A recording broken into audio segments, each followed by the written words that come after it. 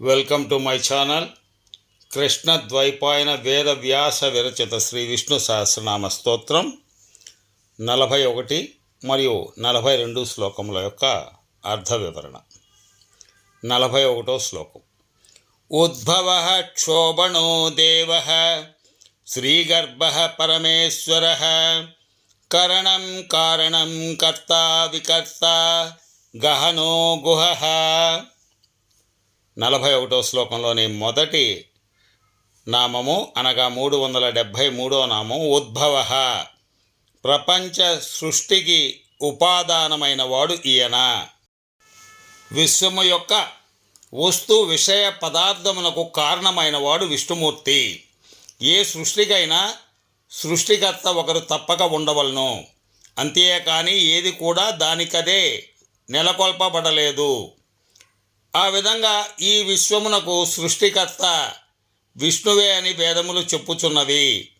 ప్రభువునకు ఈ విశ్వమును సృష్టి చేయుటకు అవసరమైన మూల పదార్థము కావలేను.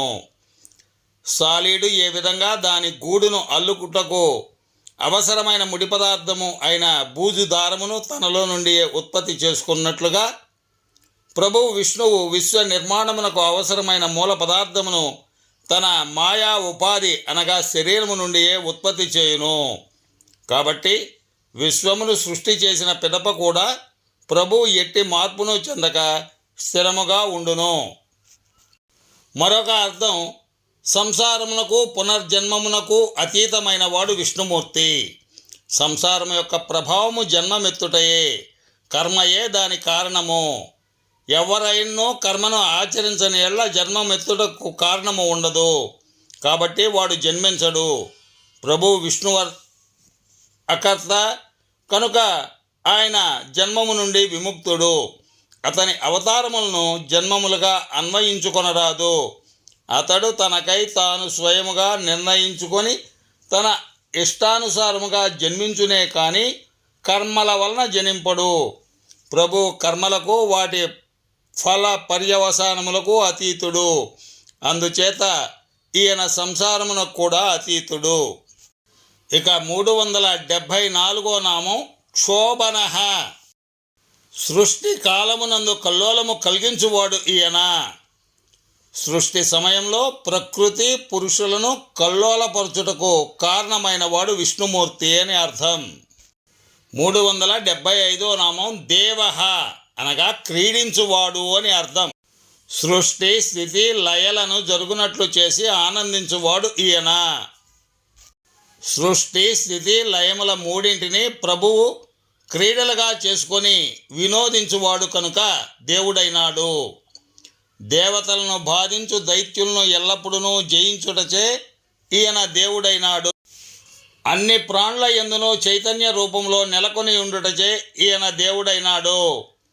అన్ని ప్రాణుల భౌతిక మానసిక శరీరములందు పురుషుడు ప్రత్యేగాత్మగా అంతరంగములో తిష్టవేసి అధీనములో ఉంచుట చేత ఈయన దేవుడైనాడు. మానవుల చేత స్తుతింపబడు దేవతలు కూడా ఈయన్ను కీర్తించుట చేత ఈయన దేవుడైనాడు. చైతన్య రూపంలో విశ్వమంతటా వ్యాపించి ఉండి ఈయన దేవుడైనాడు. 376వ నామం శ్రీగర్భ అనగా సకల ఐశ్వర్యములు తన యందే కలవాడు ఈయన. తన గర్భములోనే సమస్త ఐశ్వర్యములను కలిగి ఉన్నవాడు విష్ణుమూర్తి. ప్రభువు చేత సృష్టించబడిన ఈ విశ్వమే ఆయన ఐశ్వర్యము. ఈ సమస్త విశ్వము అతని ఉదరములోనే ఇమిడి ఉన్నది. అతడు తన శక్తుల చేతను విభూతుల చేతను కల్పింపబడిన ఐశ్వర్యములన్నిటినీ తనలోనే భద్రపరిచి ఉంచును. అతడే సర్వలోకములను తన గర్భములోనే నిక్షేపించిన దామోదరుడు. 377వ నామం పరమేశ్వర. ఉత్కృష్టమైన వాడు, మహోన్నతుడైన వాడు ప్రభువు. ప్రభు విష్ణువే చైతన్యము. ప్రతి ప్రాణి యందును చైతన్య రూపుడై నెలకొని ఉన్నాడు. దేవతల యందు కూడా చైతన్యమూర్తియే వెలుగొందుచున్నాడు. భగవద్గీతలో కృష్ణ పరమాత్మ ఈ విధంగా చెప్పి ఉన్నాడు.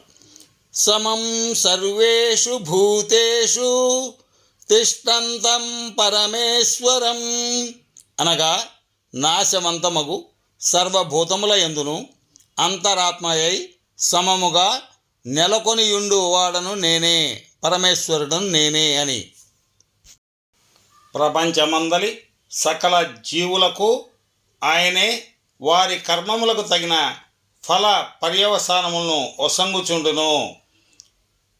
విష్ణుమూర్తి మాత్రమే తన భక్తులందరి కోరికలను తృప్తిపరచుచుండును. అతడే సర్వజ్ఞుడు, సర్వశక్తిమంతుడు, సర్వవ్యాపకుడు. విష్ణు పరమాత్మ కంటే అధికుడైన దేవుడు వేరొకరు లేరు.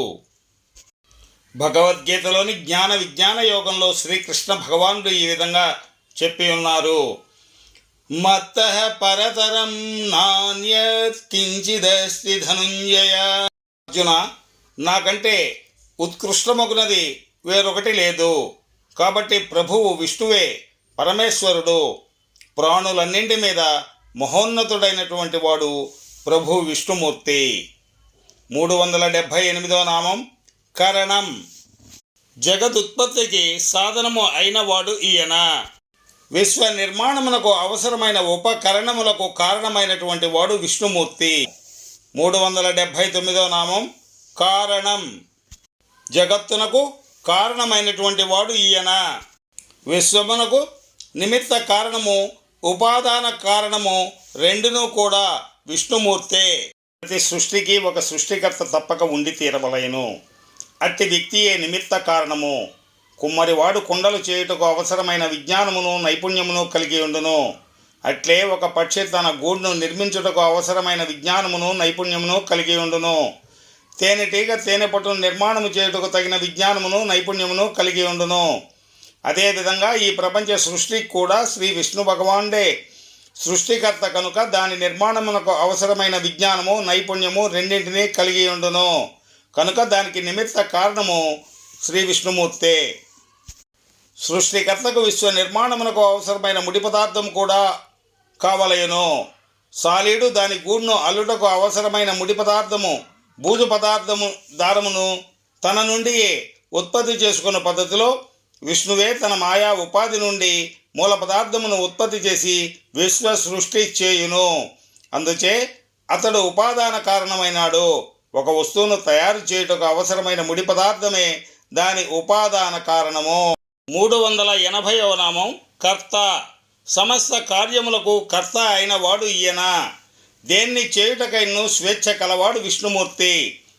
ప్రభు విష్ణువు ఈ అనంత విశ్వమునకు సర్వోన్నతమైన పాలకుడు.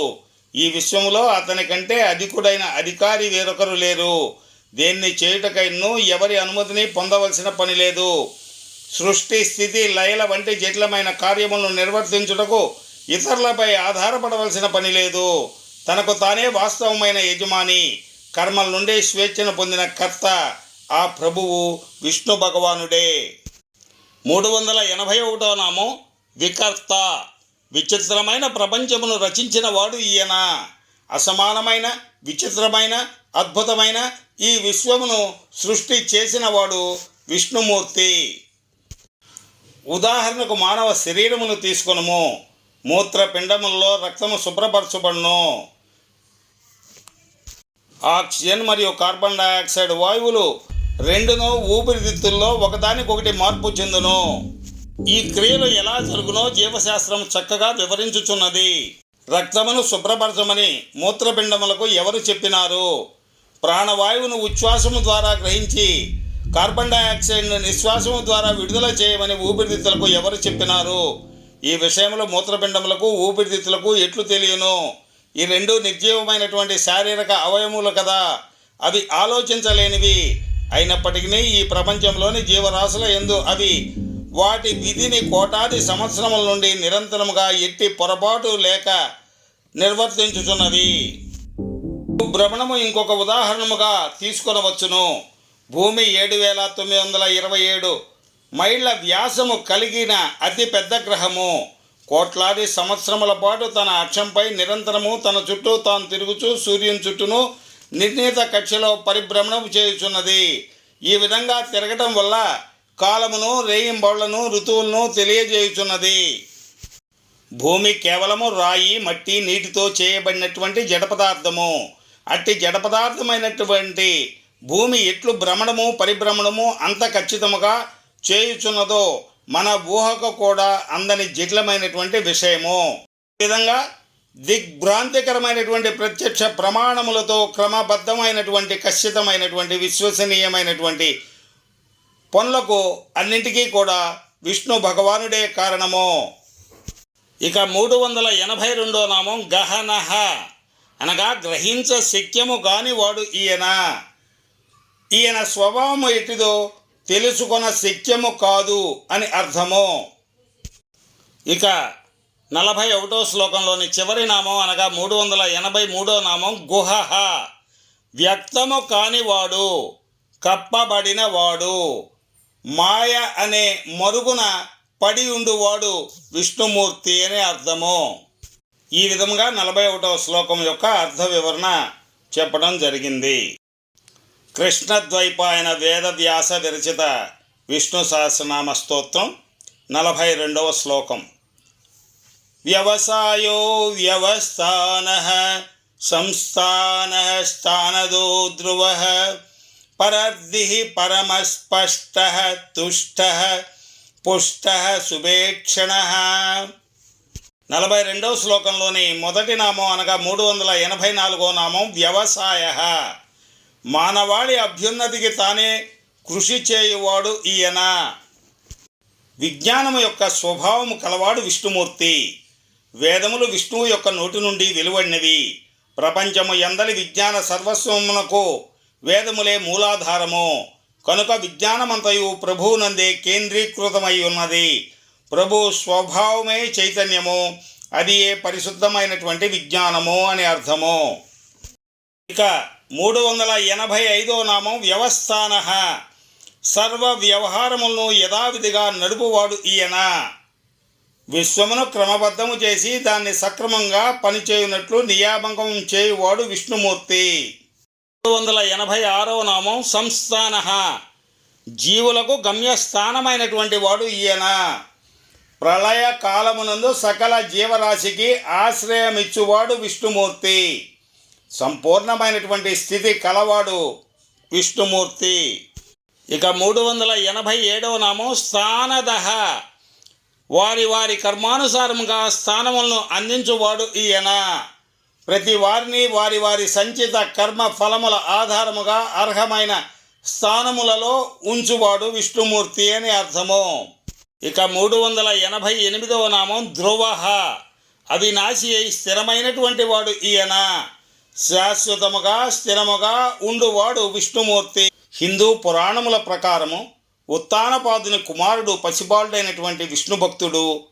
అతడు ప్రభు విష్ణువుచే ఖగోళమునందు చలనము లేకుండా స్థిరమైన స్థానములో శాశ్వతముగా ప్రకాశించు నక్షత్రముగా ఉంచబడినాడు. అతడు అట్లు స్థిరమైన స్థలములో నక్షత్ర మండలమునందు నెలకొని ఉన్నాడు కనుక ధ్రువః అని తెలియబడుచున్నాడు. ప్రభు విష్ణువే ధ్రువుని రూపమును పొంది ధ్రువ మండలములో స్థిరమైన స్థానములో నెలకొని ఉన్నాడు. 389వ నామం పరర్దిః, ఉత్కృష్టమైనటువంటి వైభవం కలవాడు ఈయన. వర్ణింప శక్యము కాని విభూతి అనగా ఐశ్వర్యము కలవాడు విష్ణుమూర్తి. పరమాత్మ యొక్క రూపములు అనంతము. అతని యొక్క ఒక్కొక్క విభూతిని వర్ణింప చెప్పుటకు శక్యము కాదు. 90వ నామం పరమస్పష్టః, మిక్కిలి స్పష్టముగా తెలియవాడు ఈయన. మహోన్నతమైన విజ్ఞానమనే స్వభావమే ఈయన. మరొక అర్థం మహాలక్ష్మి నివసించు వక్షస్థలము కలవాడు అని. మహోన్నతమైన సౌభాగ్యవంతమైన యశస్విని మహాలక్ష్మి విష్ణువు యొక్క వక్షస్థలంపై సర్వవేళ ఆవాసముండును. ఆ దేవేరికి ప్రభు విష్ణువే నాథుడు, శ్రీనాథుడు. మరొక అర్థం తనకు తానే మహోన్నత స్థితిని సాధించినవాడు అని. ప్రభు విష్ణువు మహోన్నతుడు ఎందువల్ల అనగా ఇంతటి జటిలమైన అద్భుతమైన విశ్వమును తానొక్కడే స్వయముగా సృష్టి చేసినాడు. ప్రభువునకు ఏ విషయములోనూ ఇతరుల సహాయ సహకారములు అవసరము లేదు. కానీ అన్యులందరికీ ఎల్లప్పుడూ అన్ని విషయములలోనూ అతని సహాయ సహకారములు అవసరము. 391 నామం తుష్ట, సంతృప్తుడు. ఈయన మహోన్నతమైన బ్రహ్మానందమే స్వభావముగా కలవాడు విష్ణుమూర్తి. అతడే సచ్చిదానంద రూపుడు.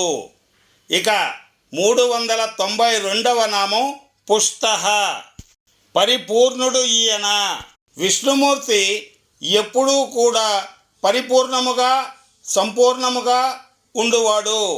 ప్రభు విష్ణువు అనంతుడు. అతను ఇంకను పెరుగునది అనగా వ్యాపించున్నది లేదు.